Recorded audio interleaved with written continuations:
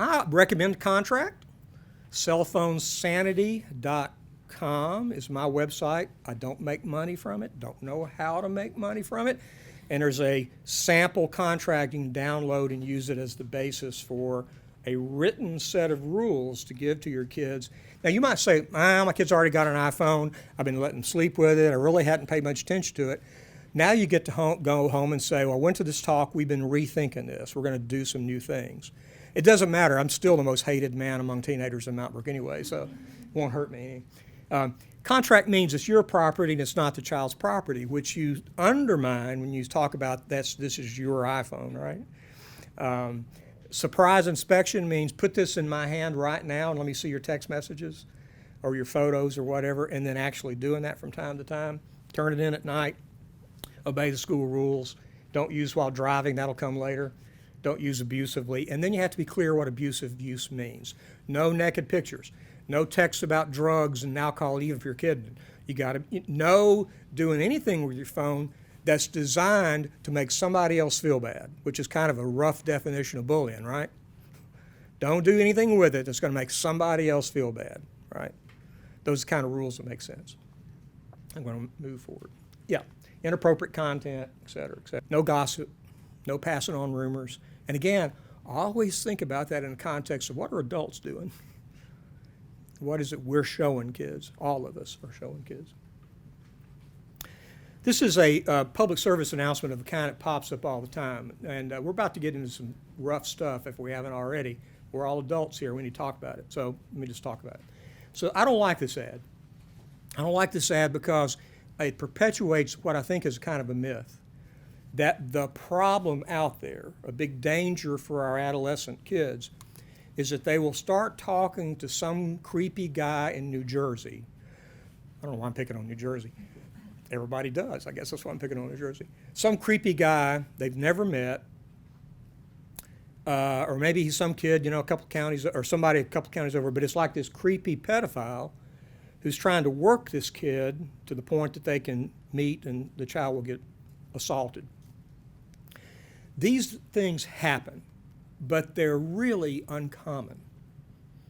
Now, you may think, I don't think they're uncommon, Dale. There's lots of sting operations that happen that catch people, but they're actually talking to police officers. These aren't rare events, but they're relatively uncommon, okay? But this is kind of where we focus a lot of our energy. And we say things to kids like, don't give out any information about yourself online. And they look at you like you're crazy. The whole point of being online is to give out information about yourself, right? So that's obsolete advice. Now, so if this is uncommon, think about what we know is very common. And that is a 16-year-old girl starts to text with, and I'm making this up, 16-year-old girl starts texting with her 23-year-old youth pastor, and he's saying to her, I'm sorry you're having a rough time with your parents. I think I understand. You can talk to me anytime. And they go back and forth, and then it escalates into something highly inappropriate and illegal and incredibly boneheaded on the part of the adult. I'm not making excuses, but I think that happens, y'all, a lot. So what does that really mean? It means maybe a little bit less time thinking about stranger predators and a little more time doing the really painful, hard work. It's easy to say don't give out any information to strangers. It's hard to say, honey, we have to talk about appropriate and inappropriate relationships. We need to talk about secrecy. We need to talk about seduction. Those are the conversations that give you real heartburn, right? It's easy to say some of these old internet safety things. This is hard, talking about relationships, the health of them and what looks like an unhealthy one, and why you should never secretly communicate with somebody who's X number of years older than you are. That's hard work, right? Painful. And as I always say, these technologies are requiring us to have earlier and earlier conversations with our kids about things we'd rather not, right? Sexuality and all kinds of things that go into that, being assaulted, the kinds of dangers that are out there.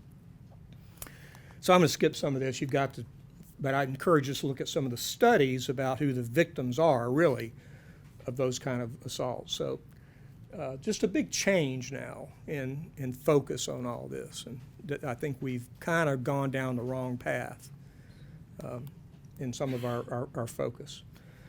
Let's not focus too much on the technology and the apps. Do some, but not too much. And then let's really be thinking about proactively talking about relationships, not waiting for a problem, right? Trying to get ahead of it by scheduling time, sitting down with our kids and say, we need to start having some conversations. And it's not because of anything you've done. It's just, here's where you are, here's the age you are, just some stuff we need to talk about. Almost any young person could, under the right circumstances, be exploited by a peer, by an older person. We often have this idea there must be something there that ultimately protects our kids, and I don't think that's so. So I think that's just something we just have to be thinking about. So I just challenge you about this. Quickly, just run down some suggestions. Start early. Start before your kids have access to devices. I don't know when that is now. I think my grandkids, by the time they were 18 months, could pick up somebody's phone and make a motion like this. But we have to be persistent. We have to get ahead of it. We can't be complacent, sadly. Rules are important, but it's a balance between saying, I'm going to be responsible, I'm going to keep up with this, I have expectations for you. There'll be consequences if you misbehave, but the main thing we need to work out is so that you will always be able to come and talk to me. And you can be transparent about it. You could say, I don't want these rules to be so harsh that you won't come to me, right? And I think it's okay to do some negotiating about that because it's too critical. It doesn't mean what do you think is an appropriate punishment. I'm not crazy about that approach.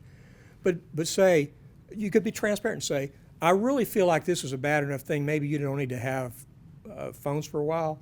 So let's talk about how long. Let's talk about what that will feel like to you. So the problems that it will create for you I'm not thinking about, let's work it through.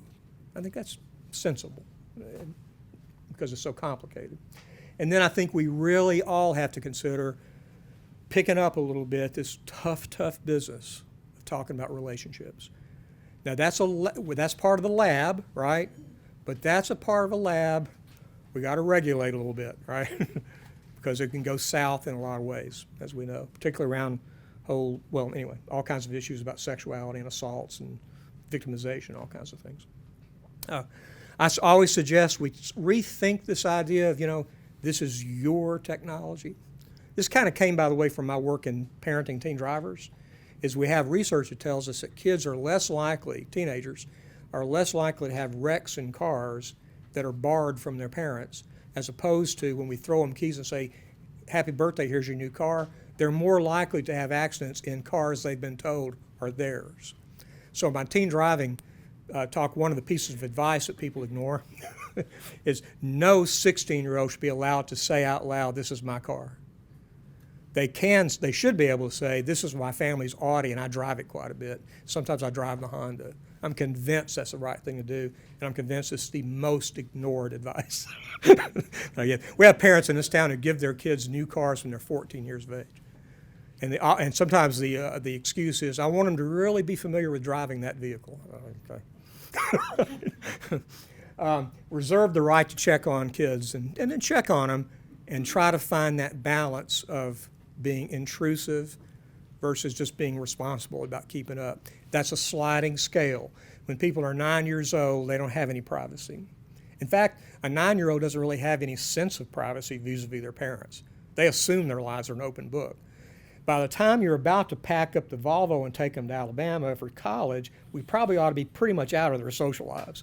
And in between is this long process of trying to slowly kind of back out, see how they're doing, come in to offer support when we can. Nothing easy about it. We got to always be teaching kids empathy. That's what's behind a lot of the bullying, is a failure of empathy, right? How would this feel if you were talked about this way? Those kinds of things. And be clear and firm about our expectations. The tyranny of convenience means, boy, it sure is handy for kids to have phones, right? It's handy for us, but not necessarily a good thing for them. And now we have options to give them phones that are harder to abuse than iPhones and Androids.